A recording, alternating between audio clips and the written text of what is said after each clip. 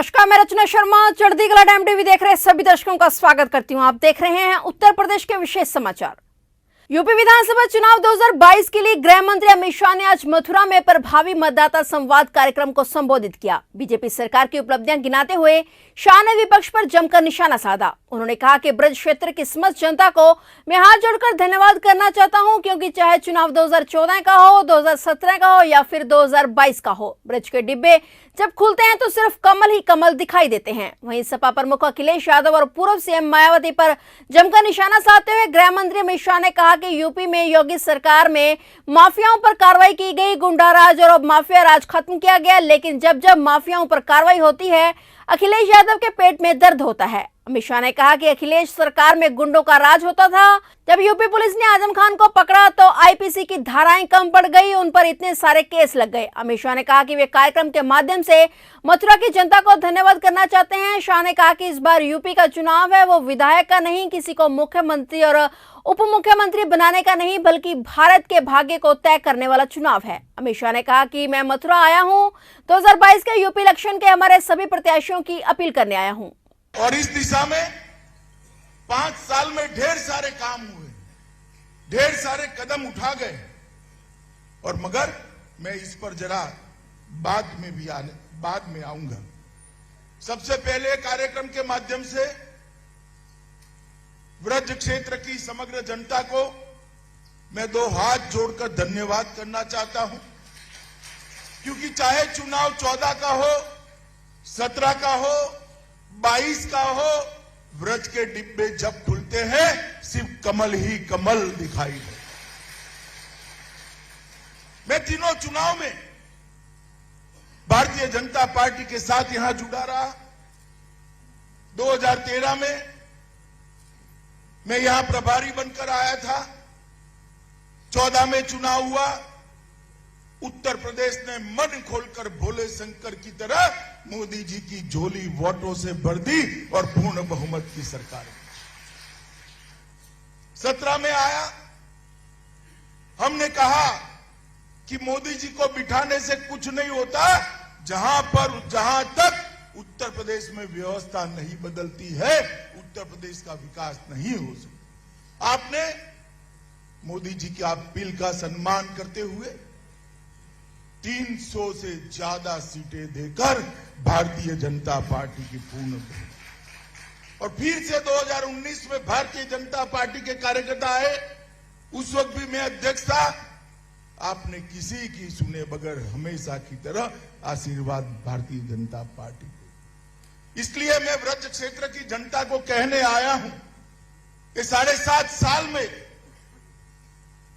देश और उत्तर प्रदेश में जो परिवर्तन हुआ है, इसका अगर सीधा यश किसी को देना है तो मैं बेझिझक उत्तर प्रदेश की महान जनता को देकर उसका धन्यवाद करूंगा।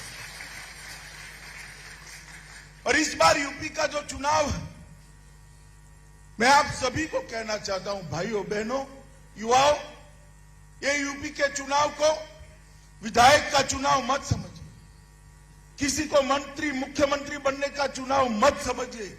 उत्तर प्रदेश का चुनाव आने वाले देश में भारत के भाग्य का निर्णय करने वाला चुनाव।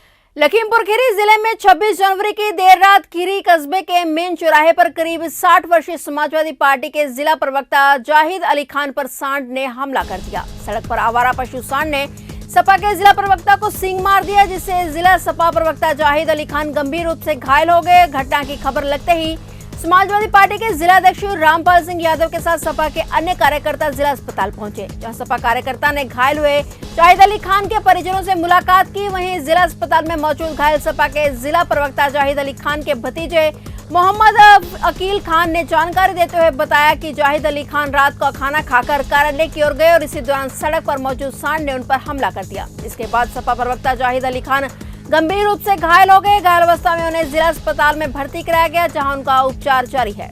और ये घर से खाना खा करके निकले थे टहलने के लिए जी।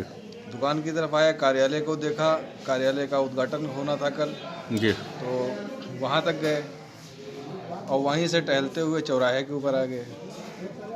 चौराहे के ऊपर आवारा पशु दौड़ते रहे तो पीछे से एक गाय के पीछे 2-3 सांड दौड़ रहे थे। वहीं पर चेयरमैन साहब की तरफ गली जो रास्ता मुड़ा हुआ है वहीं पर एक सांड ने इनको फेंक दिया और ये गिर गए, जिससे जो है तो काफ़ी चोटें आई हैं।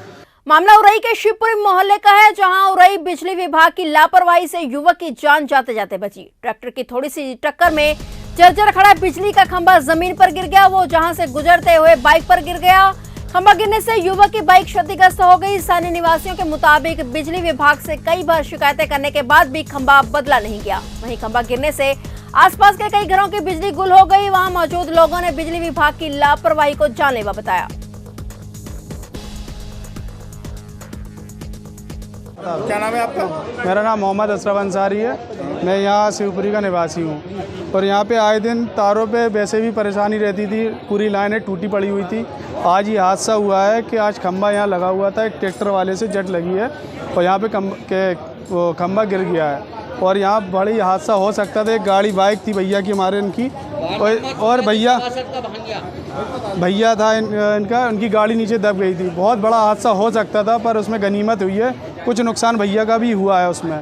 तो हमारी यही रिक्वेस्ट है कि बिजली विभाग से भी और पत्रकार बंधुओं से भी कि आने वाले समय में यहाँ के तारों की व्यवस्था जो ठीक करें। आए दिन यहाँ की तारों की समस्या, बिजली की समस्या होती रहती है और मेरी यही रिक्वेस्ट है, दरख्वास्त है सभी विभाग से कि यहाँ पर थोड़ी सी तवज्जो दें। चुनाव का टाइम चल रहा है, यहाँ के विधायक, सांसद, चेयरमैन जो भी हैं यहाँ मोहल्लेवासी रहते हैं, कोई वैसा आदमी नहीं रहता है कि आदिवासी रहते हों। यहाँ की जनता बहुत परेशान रहती है, इसीलिए मैं रिक्वेस्ट करूँगा। और भी खंभे यहाँ पे बिजली के खंभे हैं, और भी समस्या हैं जो यहाँ पे ध्यान नहीं दिया जाता है। मतलब कैसे गिरा ये खंभा? ये खंभा लगा हुआ था, यहाँ पर कंस्ट्रक्शन का काम चल रहा है कुछ, तो ट्रैक्टर वाला था, बैक कर रहा था, तो शायद उसके ब्रेक नहीं लगे या कुछ भी हुआ, तो वो ये ट्रैक्टर था वो खंभे से आगे टकरा गया और ये खंभा गिर गया। खंभा पहले ही से जर्जर था। क्या मानते कहीं ना कहीं बिजली विभाग की पूरी लापरवाही है। कई बार इसकी कंप्लेनें हो चुकी हैं, कई बार यहाँ के तार टूटे हुए हैं। यहाँ बिल्कुल जर्जर लाइन है। आप अगर लाइन दिखा सकते तो हम आपको लाइन भी दिखा दें कि उसमें करीब इतनी सी दूरी में 20 फीट की दूरी में 4-6 जगह उसमें ज्वाइंट लगाए हुए इन्होंने और आए दिन यहाँ से तार टूटते हैं और बड़ा हादसा होने की संभावना भी है। इसीलिए हमारी रिक्वेस्ट है बिजली विभाग से भी कि भाई यहाँ के तारों की मरम्मत कराए और नए तार डलवाने की गुजारिश है। कानपुर देहात पुलिस अधीक्षक स्वप्निल ममगाई द्वारा आगामी विधानसभा चुनाव को देखते हुए अपराधियों की धरपकड़ के लिए चलाए जा रहे अभियान दस्तक के अंतर्गत 5 पुरस्कार घोषित, 10 वांछित, 5 जिला बदर व 56 वारंटी सहित कुल 76 अभियुक्तों को गिरफ्तार कर जेल भेजा गया। पुलिस ने इन आरोपियों से अवैध तमंचे व अदद कारतूस भी बरामद किए हैं। देखिए, जनपद कानपुर देहात पुलिस द्वारा आगामी चुनाव के दृष्टिगत एवं 26 जनवरी गणतंत्र दिवस के दृष्टिगत एक अपराधियों की धरपकड़ का अभियान चलाया गया। यह अभियान 24 घंटे के लिए चलाया गया था और विशेष रूप से इसमें 4 बिंदुओं पे कार्रवाई करने के लिए सभी को प्रोत्साहित किया गया।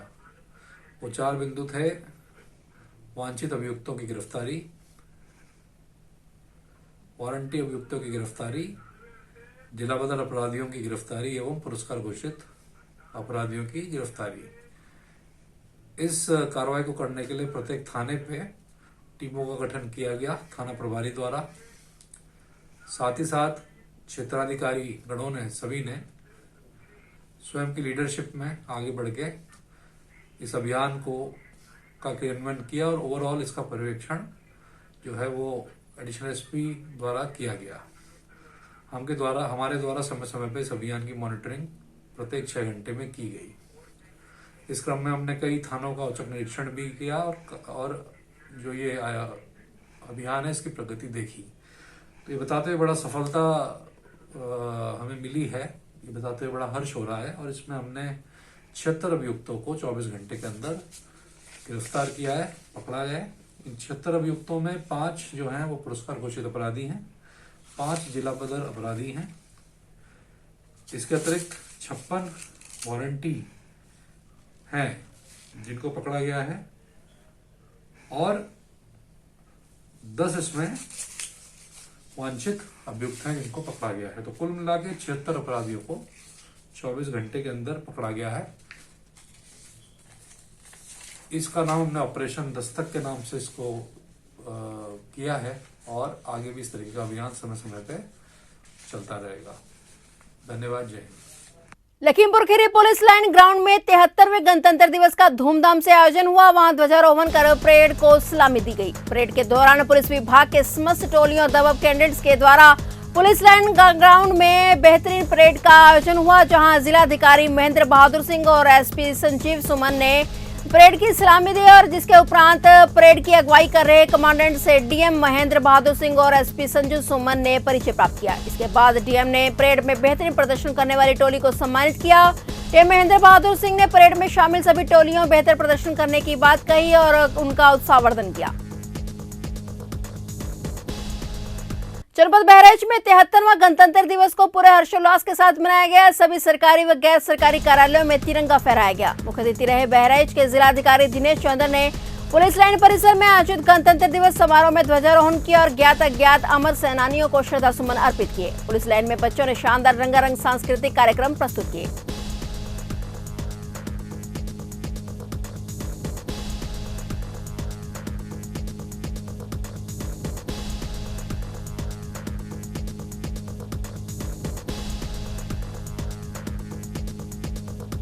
आज 26 जनवरी के अवसर पर पुलिस लाइन बहराइच में मुख्य अतिथि जिलाधिकारी महोदय के नेतृत्व में भव्य परेड का आयोजन किया गया है।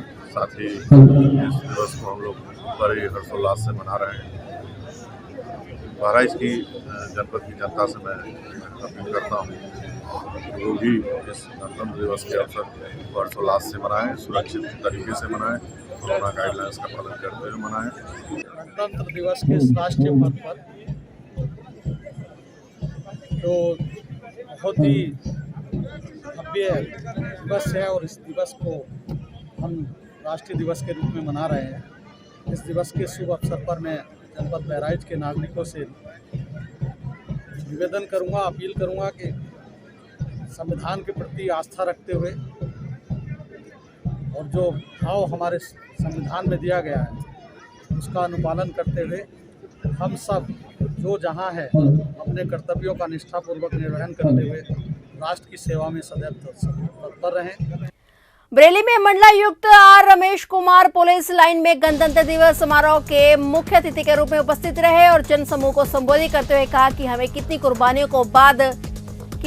कुर्बानियों के बाद स्वतंत्रता प्राप्त हुई है और हमें इसको हमेशा याद रखना चाहिए। देश ने आजादी के बाद हर क्षेत्र में तरक्की की है और विज्ञान एवं तकनीक के क्षेत्र में विशेष योगदान रहा है। इसके बावजूद अभी भी विकास के रास्ते पर आगे चलते जाना है। उन्होंने कहा कि हमें अपने देश के लिए और अधिक विकास करने के लिए संकल्पित होना चाहिए। उससे पूर्व मंडलायुक्त ने परेड की सलामी ली और विभिन्न क्षेत्रों में उत्कृष्ट कार्य करने वाले पुलिस अधिकारियों को पुरस्कार से नवाजा। मंडलायुक्त आर रमेश कुमार ने कमिश्नरी में ध्वजारोहण किया और उपस्थित लोगों के साथ राष्ट्रगान में शामिल होने के बाद शहीद स्मारक पर पुष्पांजलि अर्पित कर स्वतंत्रता संग्राम के शहीदों को भावपूर्ण श्रद्धांजलि अर्पित की। फिलहाल उत्तर प्रदेश के विशेष समाचारों में इतना ही। तब तक के लिए देखते रहिए चढ़ती कला टाइम टीवी और मुझे दीजिए इजाजत। धन्यवाद।